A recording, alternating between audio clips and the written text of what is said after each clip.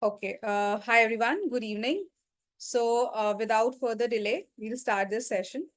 Okay, so that we have enough time to get to your question and answer round till the end. Uh, Divya, are you there? Let me just Okay, be. I'll just give a small introduction about Divya. So, this session will be led by Divya Deswal, an expert in developmental trauma therapy as well as biodynamic craniosacral. Okay, that's a difficult word to pronounce for me. And a somatic experiencing practitioner. With over 20 years of experience, Divya is a board member at the Association of Pre and Perinatal Psychology and Health USA, the most renowned global body in the field of maternity. I'm so sorry for my pronunciations. No, no problem. He's also a pre and perinatal psychology educator and psych K practitioner. Divya, you'll take it forward because Yes. Um, yeah, is it possible for me to share my screen? yeah, sure. Okay, You're able to share? one sec. No, it says it's turned off. Uh, Um, just let me try.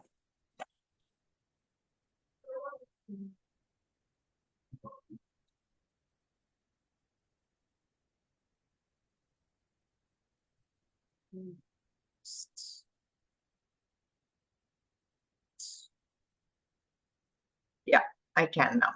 Okay, no? Great. Yeah. Is it visible, my screen? Yes, it's perfectly visible. Thank you. Okay. All right. Yes, for those of you here, welcome, and thank you for having me here. And I know that a lot was said, big words were said, but it basically means that I've spent my life studying in the field of pre and perinatal psychology and working with pregnant women. So that's the short of it. And I'm a somatic therapist, and that means I look at trauma and patterns that happen before we become verbal and cognitive. So working with the body. And today, our topic is breaking inner barriers. And we want to shine a light at some of the things that we have taken in, that have been programmed into us, even without our knowing. So, much as we say that we want to be something, we truly are. And we are on that journey today. And thank you for being here with me. So I'll start with a quote from Coco Chanel. And it's very deliberately picked from Coco Chanel because this is an icon for women. So a woman should be two things: who and what she wants. But the question we're going to ask is, who is she and what does she want? Is this truly individual, or has this been programmed into us before we could even question the programming? And I'll give you a very simple example, a very personal one. Many, many years ago, I'm talking decades ago, when I was in India and I was doing engineering and I found a partner. It was looked down upon to have a love marriage. And then when I went to the US to study, it was looked down upon to have an arranged marriage. But anybody who's been married as long as I have can look back and safely say it doesn't matter whether it was a love marriage or a arranged marriage. Marriage is a lot of hard work where two people come together with commitment. That doesn't change in context, but culturally programmed ideas of love marriage and arranged marriage were always defended, with a lot of passion on both sides of the world. So just to give you a context of how inner programming is done.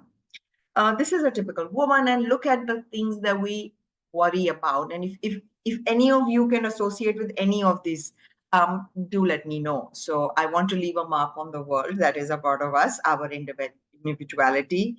I overlook my happiness, health, and needs. Do you do that?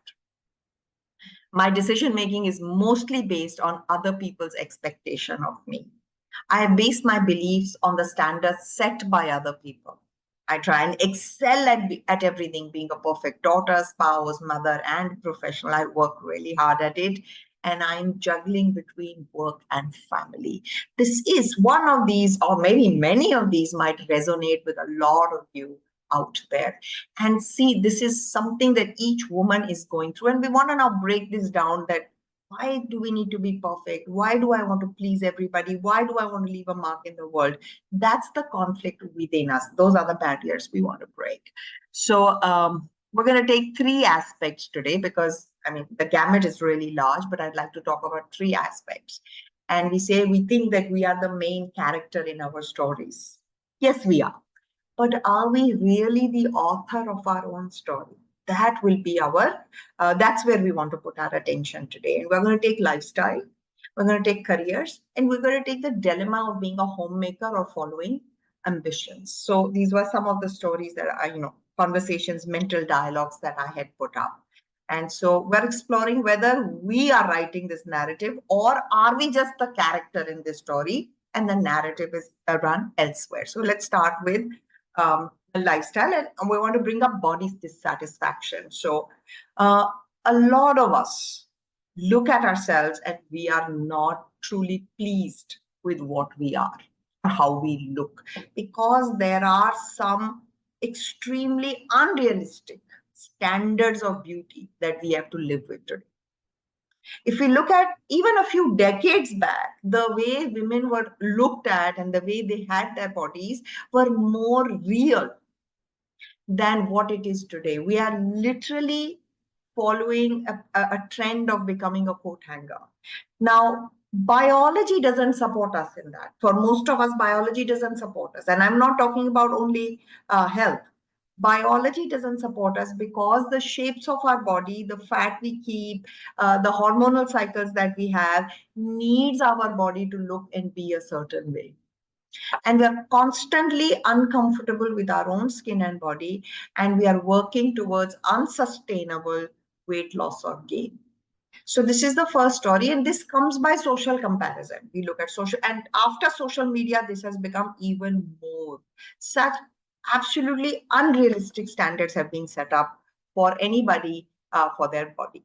Right now, the media constantly throws. It used to fashion used to be that way, and there used to be print media, but now social media is a little treasure trove of bodies that are not real, and we are not even able to distinguish whether they have been photoshopped or is this actually somebody's body. Now, when we look at these bodies, do we think shape or do we think health? And if it is shape, now we're being driven in a very, very wrong direction by society. But this doesn't start when we start looking at social media. It starts early. It starts with our own family looking at us and talking about, you have to look a certain way to be marriageable or to be presentable or so prettier than you are, and all of that starts really early in families. And so marketplace has now become with role models that are totally unrealistic. There is a fake standard, and people are trying to capitalize on our insecurities. If we feel this way, we have some writing in the questions, so I always like to read your questions and build it into the topic, so I'm just going to jump at it in a moment. Yes. Now, this says shape and husbands are making their wives feel miserable, body shaming. Absolutely. But who's setting the standards for the husbands? What's telling them that this should be the shape? So the narrative is still not driven by our own health, by our own minds. It has been driven from outside in. This is exactly the point. This has become an internal barrier. Now, it's the same families who shame us for our bodies who also wants us to produce children. And when we get pregnant, our body shape definitely changes. Our breasts change because we have to breastfeed. There's a biological change. Our hips and thighs store fat so that the baby has nourishment for the first six months of their life, and that is used for breastfeeding. Interestingly, breastfeeding makes our child IQ better, their immunity better. So there are benefits to the child that the woman's body automatically gives, but her body should look a certain way. Can you see the paradox here, the irony of it all? And we are being sucked into this. So practicing self-love therefore becomes very, very important. So you should now, you have to look at the attitude of your peers, including husbands, and say, okay, that is their story, but what is my story? I am the character of this story. How do I become the author of the story? How do I start to love my body? So you've got to find realistic standards of health in your body. There are many. The first and foremost for women is menstrual health. If you have regular periods, that means you're healthy. If you have energy, you're healthy. If your joints are supple and mobile, you're healthy. If your cardiovascular, parameters are good, you're healthy. And if all of those standards are healthy, then the shape does not really matter. So, when we find research actually says that the society sets a particular standard, but when we get support at home, when we recognize the trailer from the fiction film to the reality, when we can distinguish between those, then we can truly become healthy. Now, you might achieve the thinness you want, but is that health? Because the worry, the anxiety, the insecurity, and the mental stress you've gone through to maintain that body, and with other consequences for your fertility, consequences for your childbearing, consequences for your own cardiovascular health, for your own health. Is it really health? Is it really worth it? Because your body is something that is going to be with you till the end. So body image perception should now change to health perception. You must begin to educate yourself about health. You must look at the lives of women whose bodies you have really admired and see how their health has unfolded. That is the truth of their stories. Think about the models and what happens to them later. Are they still healthy? Are they still happy? Because it's great to see a nice picture, which may or may not be the truth of their body image as well. But how has it been in the long term? Because your life is not a series of pictures on Instagram. It is something you wake up with and sleep with, and it's the vehicle with which you are enjoying your life. So that's a very important moment for all the people who are body shamed, especially after having children, because Kareena Kapoor's of the world slim down. That is because that's their job. They're just doing their job, but your job may not be that. Your job may be going to work, and you're still doing that well. So apples to apples, Karina's doing her job after a baby, you're doing yours. So that's the same, but she looks different because her job is the looks. And so that's the distinction you have to do. There are many ways of integrating new information. You can rationally think, yeah, what she's saying is right, but when it comes to feeling, it doesn't translate back. So there are many ways to work with your own self to integrate this information from outside to inside and become comfortable with our own bodies. That will be the first thing or the first barrier you might want to break. The second one we wanted to do was the gender bias on our work. So let's do an activity. Now I'm going to say, you can see some of the professions listed. What is the first gender that comes to your mind when I say the word pilot, or nurse, or lawyer, or teacher? And so you say, you might feel that no, everybody can do everything, but instantly a bias comes, or you start to think of a particular gender when you hear a certain profession. This is the power of programming. You're not a person who's biased. You're not like that. But it is natural for your mind to pick a gender, and that has been programmed from childhood. Again, pre-verbal, pre-cognitive period. It's very interesting, and it's really fun to understand this, is because once you've been programmed and then you become cognitive, you become educated, what do? You spend your education and your knowledge, your wisdom, your intelligence defending a belief that was programmed before you were cognitive. And we see it all around us. All major issues that we have conflict on comes from there. The absoluteness, the absolute image of what was from our cultural heritage versus our intelligence, then defending it. So this was not something that I just did with you. We do it many times. We just want to bring to you that how quickly your subconscious mind reaches into its depths and pulls out information before your thinking mind can reach it. And that is true for everybody across the board. And 90% of your life is on autopilot in your subconscious mind. Imagine program has been put into your supercomputer and has been running on its own without you even being aware of it. So this was a research that was actually done. And how is this programmed? And I'll tell you the result of that research. A similar research was done. So what do we think of men as? We think of sports, decision making, manual hard labor. What do we think of women as? Providing service, caregiving, fashion, and showbiz. These are some common narratives that come up.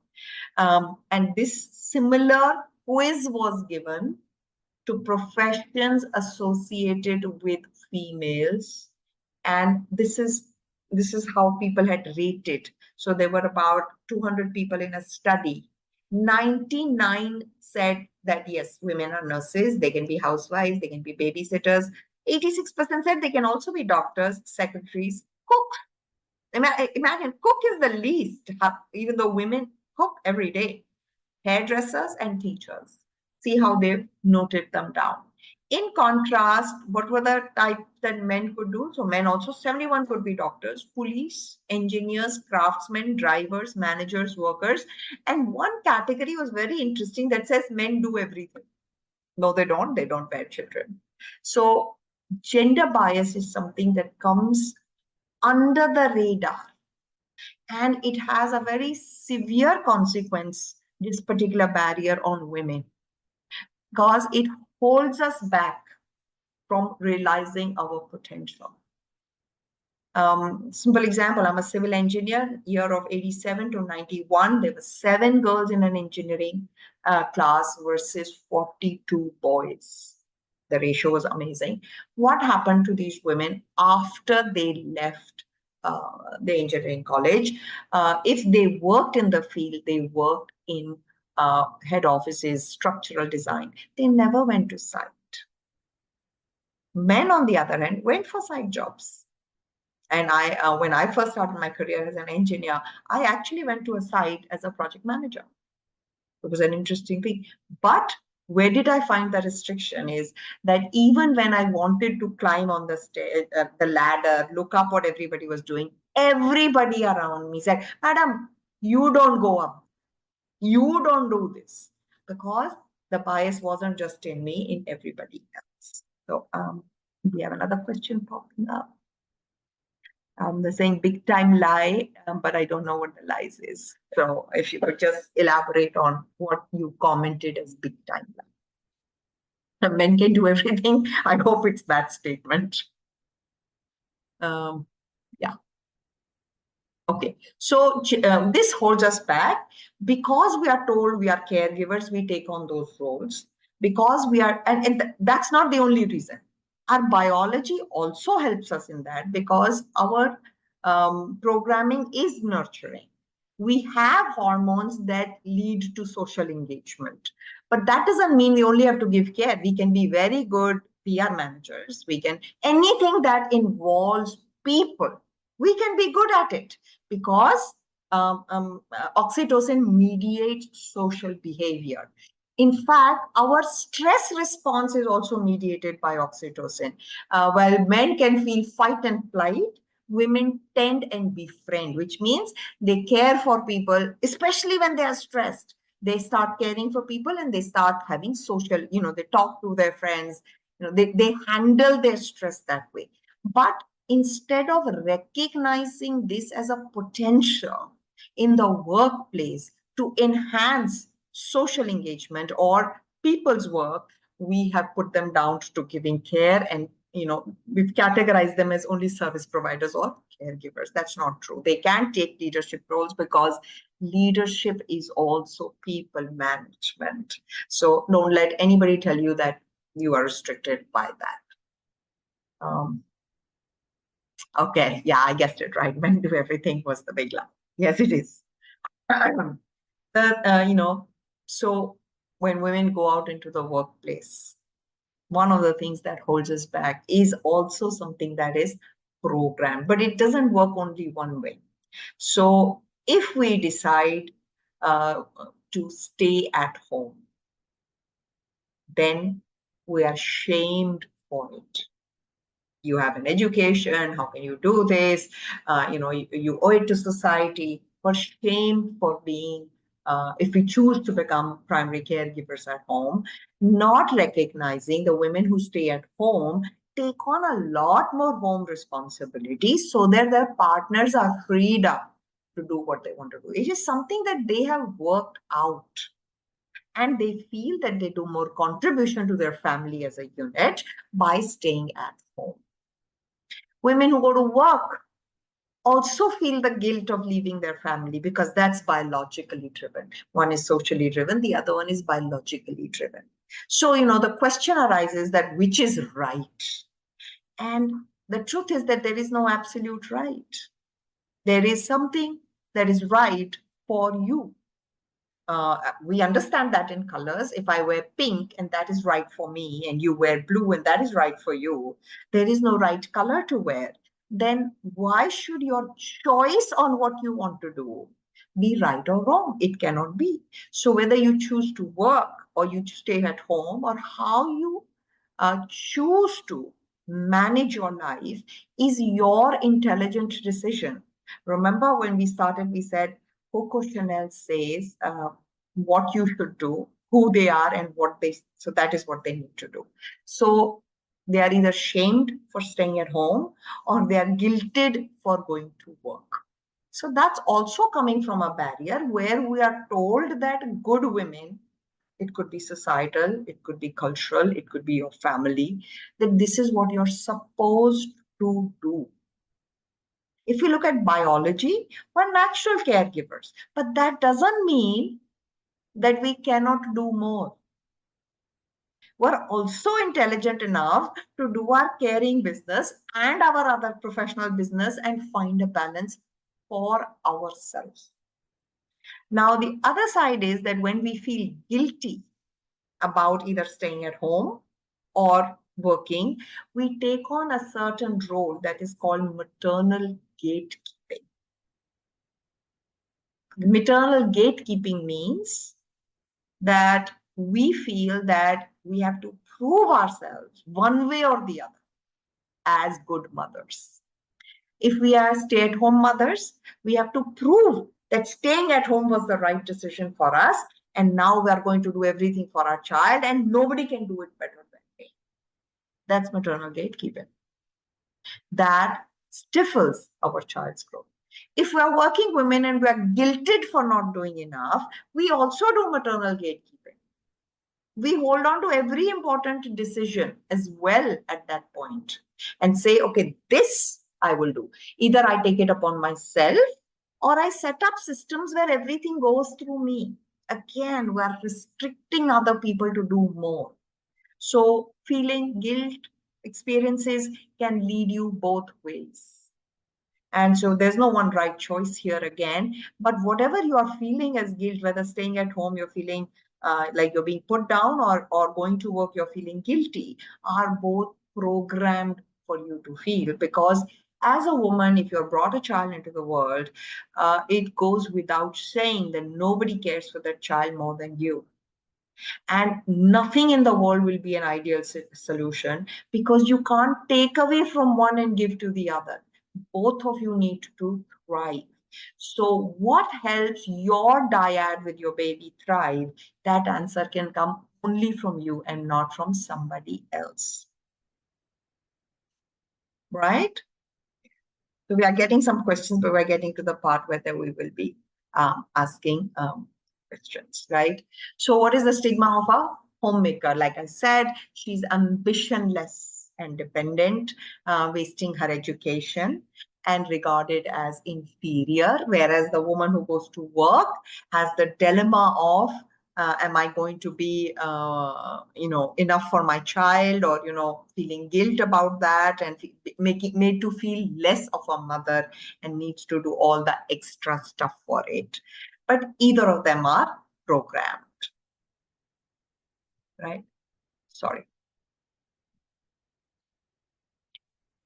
So superficial ideas that are set by society of self-dependence and empowerment. So, this idea of independence and codependence are both wrong. Nobody is truly independent. Truly independent means I don't need any other person, directly or indirectly. Now, I need a farmer to grow my food. I need people to get it to my marketplace. I need to go and buy it. I need a vehicle. Vehicle is manufactured by somebody else. I need to earn money to pay for. So there is an interdependence. It's not codependence. Codependence is where I am nothing and you're everything, and independence is that I'm everything and there is nobody else. But that both approaches are going to hold you back. You have to understand that in everything there is an interdependence. So this idea of being truly independent is something that will hold you back. Again, it's a program. And whether you're a working woman and independent, or whether you're a stay-at-home mom and codependent, both are wrong. You have a value in both situations. Your family and you have discussed that value, and you're living what is right for your family. And you are interdependent. If you are dependent on your partner for money, they are dependent on you to come home to make your home into a home that they come back to. And maybe that is of value to them. That is why this dynamic works for you. If you're a working woman, then you're independent, but you do come home to share with somebody. So you are interdependent, and they also need you the same way. So it doesn't matter what the dynamics is. We have to stop thinking opposing each other. We have to think nobody's independent, nobody's codependent. We are interdependent. Right? Now, once you understand that, you can set your priorities. What is important to you, not to other people. Nobody needs to tell you that whether you're a good woman, whether you're smart, whether you're intelligent, whether you're a good mother, good wife, good daughter. Nobody can tell you that. Only you know what your potential is. Only you know where your priorities are. So then you set a priority. And you might have to do a little bit of work to understand why is an outside opinion important to me. That's the work you have to do. What in me needs their validation? Because if it needs validation, then I don't believe in my own self. I am not okay with who I am. That's the barrier you want to break. Not that others should say you're good. The other's opinion will only matter when you give them more importance than your own opinion. So what in me? And those patterns can be from early childhood. And so you set your priorities, and then you are truly making you have the freedom of choice. You're making a free will choice.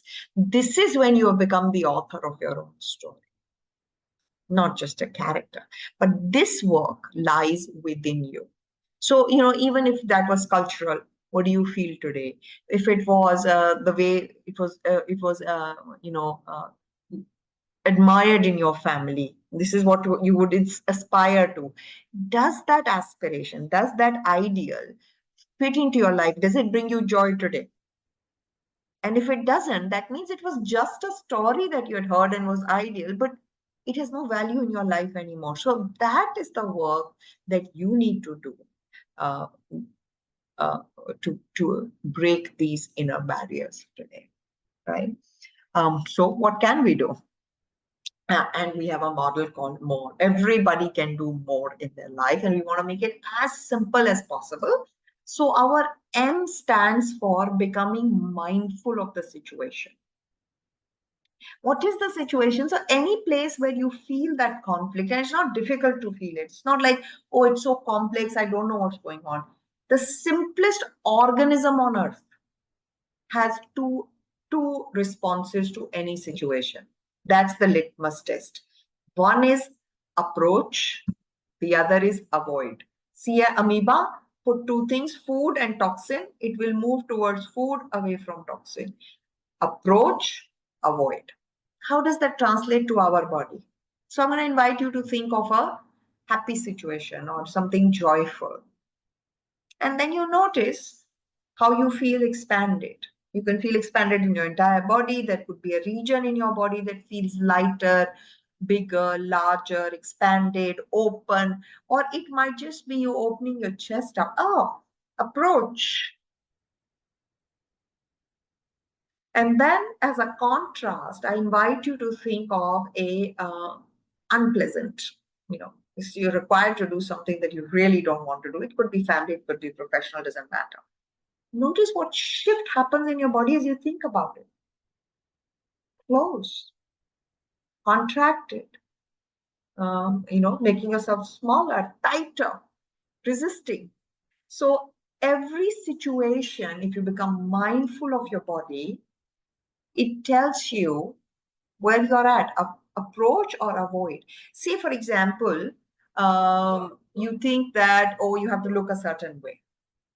And then you dress up in something that is the real rage. And then you go out, but all evening you're feeling.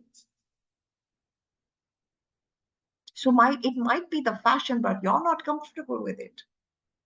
So that is, you're the character in that story, but not the author. But what if you wore something that you truly enjoyed, felt comfortable, and enjoyed dancing, and now you were open? So that's being mindful of the situation. That's my M in the more. Then you observe your patterns. Where do I say? So say the way your husband speaks to you, or your father speaks to you, or your boss speaks to you, or your colleague speaks to you, or your child speaks to you. You observe as they say this or they behave like this, I have a reaction. That's my pattern. Everybody says everything else. That doesn't bother me. But this one thing, let's take the example of body image again. Say everybody is saying, it's okay, but the minute my mother says, oh, this is so tight on you, oh, this one doesn't suit people of your body shape, that one statement that she makes, it just makes me observe that pattern. It makes me angry, it makes me upset, it makes me sad, it makes me small. So many different things that one statement she says can make you. And it won't be everybody else. People say you can laugh back, but that one person who's important, if they say it, and like somebody said that husbands make you feel that way, because you want them to appreciate you, not your body. And then that's just going back to the body. So it makes you feel. So observe your pattern. And then reflect on your reaction and your response. Reflect on your reaction. When she says this to me, what happens to me?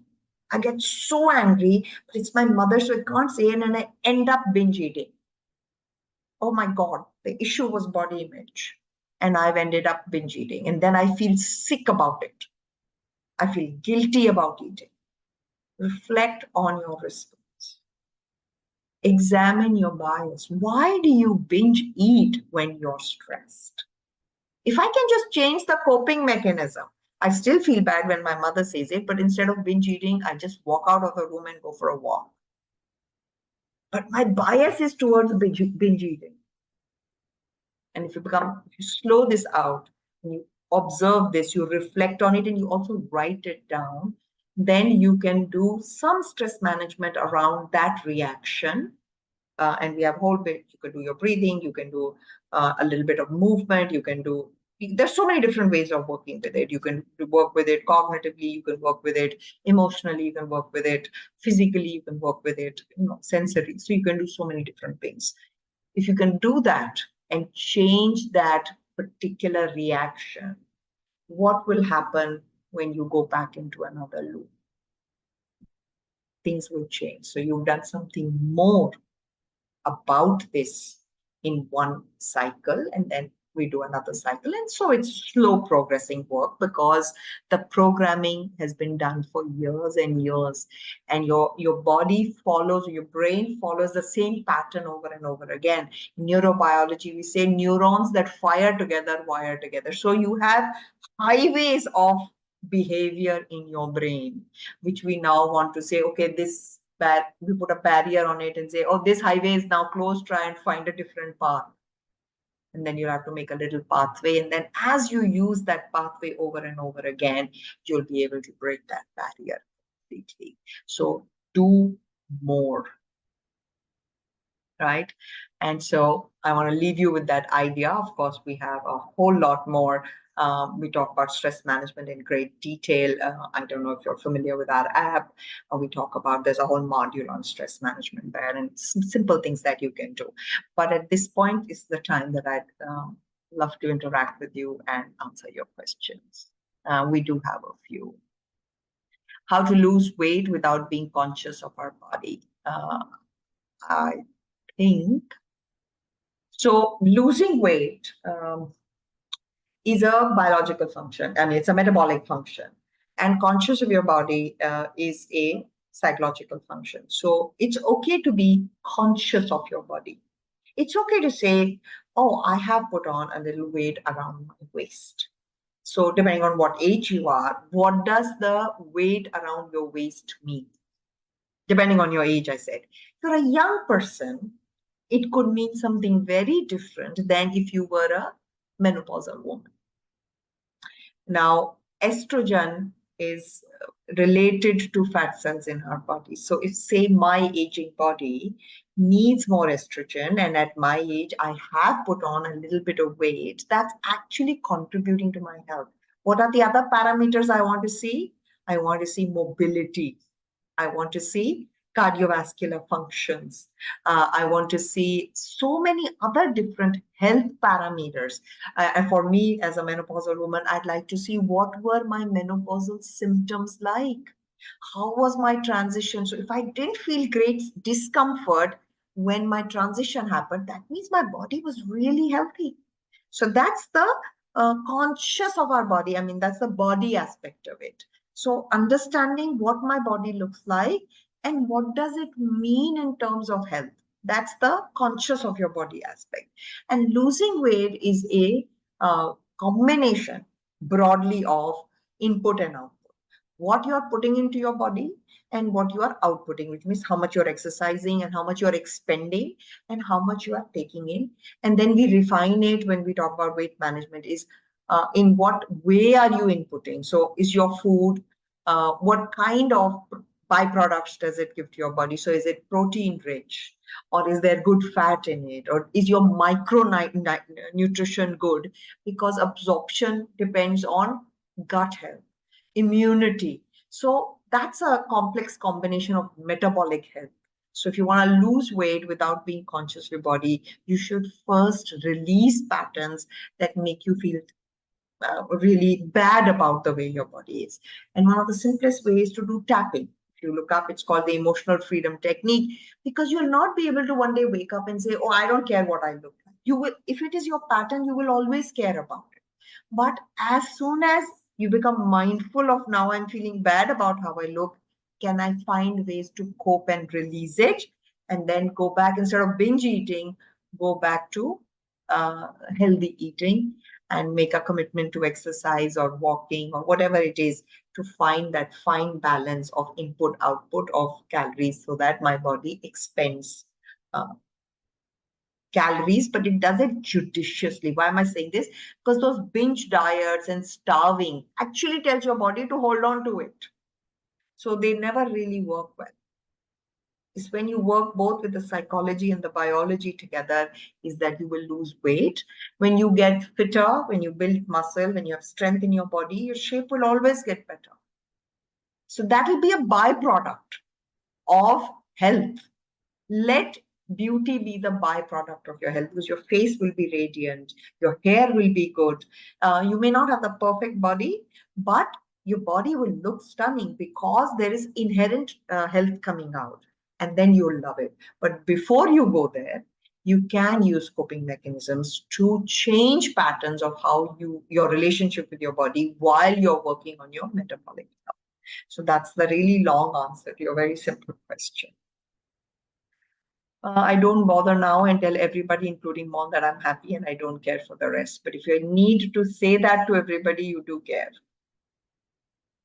It wouldn't have bothered. It wouldn't have stayed with you if you hadn't cared at all. So it's okay if you care. That's not a problem. The problem is what you do with that feeling, how you integrate it back into your life. So saying that if something did not truly matter to you, it would not have come up. How many times do you talk of things that don't matter to you? So somewhere if it still niggles with you, if it truly doesn't matter to you, it's great. But if it does somewhere niggle to you and your defense is it doesn't matter, then a little bit more work is needed and you'll be there.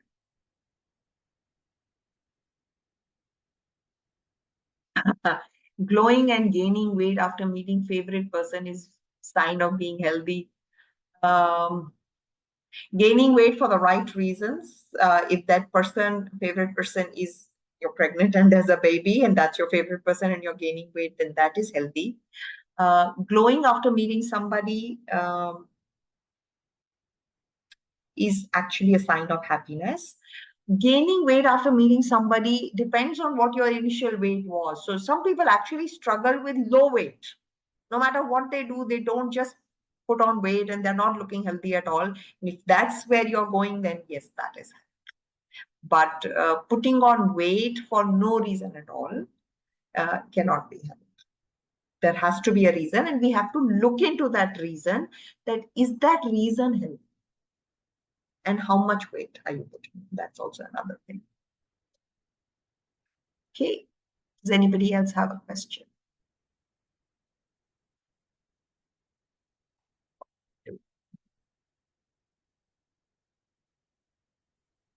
How to do self-care? Start by saying that I am worthy. If you say to yourself, I am worthy of being taken care of, see how your body feels in that approach or avoid. Even saying this to yourself will produce a reaction. I deserve to be taken care of. Say it aloud for yourself and notice what happens in your body. That if you can say this as an approach, that is the first step to self-care. Then each day ask yourself, what do you need, baby? How can I make it better for you? Do those things for yourself. Self-care doesn't mean spa. It doesn't mean getting a facial done. It doesn't mean shopping. It just means making time for yourself. Settling down and saying, okay, each day I am changing. What are the new needs that I have? You know, the things that you liked when you were 6 years old were unimportant when you were 16. What was important in 16 did not matter when you were 26. Then why should things at 26 matter when you're 36 or 46 or 56? You have to accept I am growing. My needs are changing. So asking yourself what you need and doing that is self-care. If you're feeling a void, when you ask yourself this question, when you say, okay, I don't think I deserve this much, I'm not doing enough to, then that is where the inner barrier is. So self-care is started with saying, look at yourself in the mirror and say, I love you. And then it should make you smile, not. And then each day, find time for yourself. Don't you find time for people and do things for people who are important to you? So self-care is what? You are important. Do that. And if you can, that's self-care. That could mean I like a cup of tea a certain way. I want to put my feet up and read a book for half an hour. I'm not saying that you're going to become indulgent. I need to take a walk. I need time to take a walk every day. Even finding time to exercise every day is self-care. You know, in every 3 months, I will get my blood test done to see if my hemoglobin is good. And if not, each day I will eat one thing that will help me beat anemia. Say, for example, it could be dates or any other thing. So you're doing that little bit for yourself. That is. But firstly, you should want to do self-care. Right? Oh. How not to be affected by other people's comments. Now, that's a tough one. So who are these other people? And who gave them importance? You. Somewhere there is a program running in you that says their opinion matters. So we'll do an exercise. We'll say, okay, this takes time and it should be done in guidance, but I'll give you broadly the steps of it.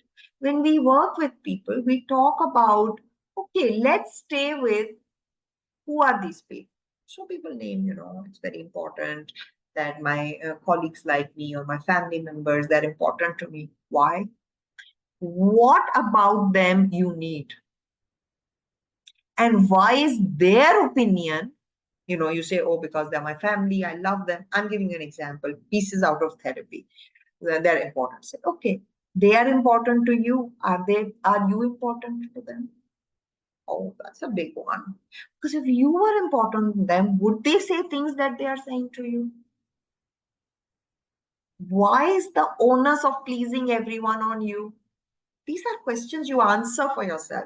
And when you can answer these questions, and you must do it in support, because you need to know that this one person sitting in front of me, perhaps me, asking you this question, cares about that answer. Because all the other people who are giving you negative comments don't care about you. But this person is caring about you. So she's asking you to find out this answer. You should do it in a social engagement, because that's a really important aspect of not diving deep into patterns that are detrimental by yourself, because then you are lost. They're important to me because I want somebody in my life. And the people in my life don't really care about me, but what choice do I have? But now with a therapist, I care about myself, and I found somebody who's investing in me. So great. Let's find the answers there. So part of not getting affected by other people's comments is to place the other person in the right position in terms of importance in your life.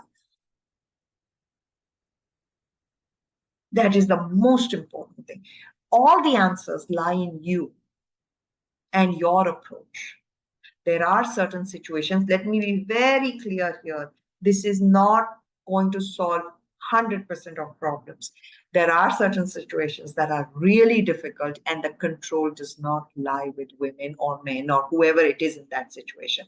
That is a reality of this. But majority of your problems are a construct from inside. So I hope that helps whoever asked that negative question. The how not to be affected, the answer is lying within you, but it's deep work. You have to go to places, and you will reach a point in your life where their opinion was important for your survival. You may have been a child at that time. What mommy said, what daddy said, what grandma said was important, because if I didn't have their validation, I would be defenseless. But that was then. What is it now? And can we separate that, oh, that was my past. Today I am more powerful. And then they belong. The very last comment on this, I thank you. I also want to thank you. I find it joyful to speak to people, but when it makes an impact, that brings meaning. Remember, I said that all she said was that I studied a long time. So my studies become meaningful when you say that that was an impact. Thank you very much for that. Thank you so much, Divya. And thank you everyone for the, wonderful questions. Very insightful. And if you guys have any more questions, you can just ask. We'll wait for another 2-3 minutes or 5 minutes maybe. So if you have any other questions or any feedback for this session, just do let us know so that, yeah, we can take it forward for the next session. And if not, we'll, wind it up. We'll wait another, yeah. Do emojis count as feedback? Yes, definitely. Thank you for the emojis, guys. Yeah, there's another comment, I think. Okay, so there's a question, how to be proactive. Proactive. How can I overcome feeling of guilt for not adhering to tradition because of many factors? I do puja daily, but I don't have enough time. Okay, so I'm going to ask you this question, and maybe we can very quickly find something for you, right? Why do you do puja? What is the purpose of any puja or your puja? Let's go for yours. What is the purpose of it? You can write down your own answers. I'll keep asking questions. If you want to share, that would be fantastic. So do you do puja because of a ritual, or do you do puja because there's a relationship with something bigger than yourself? And the thing or the consciousness that is bigger than yourself is omnipresent, omnipotent. They know you. You are a part of them. I'm assuming that we're talking about Atma and Paramatma here.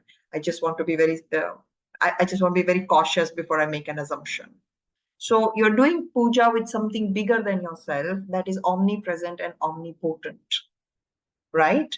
Then do they not understand your devotion? Tradition is the pathway to reach a devotion. Traditions, why are traditions done? It's easier to get into the groove when there are steps. You tell the children to explore the world, they will, but then we teach them steps. Then they get proficient in the steps and then they can lead their own lives. So don't mistake the devotion for the steps. In in Hinduism, we say that there are many paths to the divine. One is karma yoga, where you do action, rightful action. The other is jnana yoga, where lots of philosophers study jnana and then they seek the divine through. But there is bhakti yoga, where tradition doesn't matter, but devotion does. So define why you do puja, what is your relationship with the divine, and is he or she seeing your heart?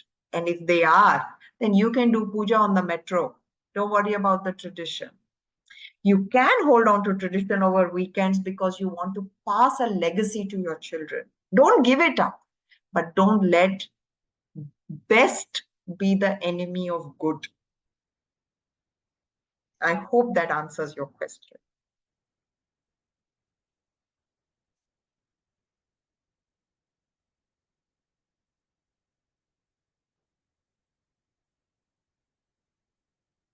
Okay.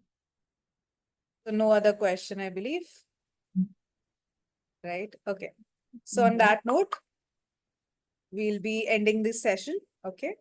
Okay, so thank you so much, Divya. That was a very insightful session. And, yeah, we got a very good questions, insightful questions and everything. So happy Dussehra, everyone, and have a fun festival season. And do more. MORE.